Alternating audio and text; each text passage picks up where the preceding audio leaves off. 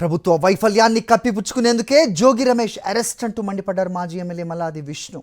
నకిలీ మద్యంతో ఎలాంటి సంబంధం లేదని జోగి రమేష్ అనేక సార్లు విజయవాడ దుర్గమ్మ సాక్షిగా ప్రమాణం చేశారని గుర్తు చేశారు. కల్తీ మద్యం తయారు చేసింది, అమ్మింది టీడీపీ నేతలే అని విమర్శించారు మల్లాది విష్ణు. టీడీపీ ప్రభుత్వంలో అన్ని వైఫల్యాలే కనబడుతున్నాయని విమర్శించారు. ప్రతిపక్ష పార్టీ నేతలపై ప్రభుత్వం కక్ష సాధింపులకు పాల్పడుతోందన్నారు మల్లాది విష్ణు. డైవర్షన్ పాలిటిక్స్ అనమాట. దీన్ని వైఎస్ఆర్ కాంగ్రెస్ పార్టీ మీద నెట్టేసే కార్యక్రమాన్ని తీసుకున్నారు. అందులో జోగి రమేష్ గారిని సెలెక్ట్ చేసుకుని ఆయన మీద కేసు పెట్టారు. ఆయన సిబిఐ ఎంక్వైరీ వేయండి, సిట్ ఎంక్వైరీ కాదు అని చెప్పని పదే పదే చెప్తున్నప్పటికీ ఇలాగే హైకోర్టుకు పోయి కూడా పిటిషన్ వేయడం జరిగింది. సిబిఐ ఎంక్వైరీ విచారణ ద్వారానే ఇది నిజానిజాలు బయటకు వస్తాయి అని చెప్పని ఆయన సిట్ పనికిరాదని చెప్పడం జరిగింది.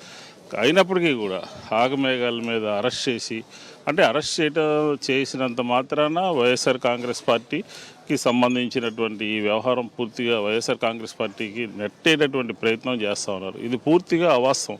ఎందుకంటే ఆయన అమ్మవారి సాక్షిగా మీరు రావాలి, వచ్చి విచారణకు రండి అని చెప్పని సవాల్ విసిరాడు. ఆ సవాలు తెలుగుదేశానికి సంబంధించినటువంటి ఎవరు కూడా ముందుకు వచ్చి మాట్లాడినటువంటి పరిస్థితి లేదు.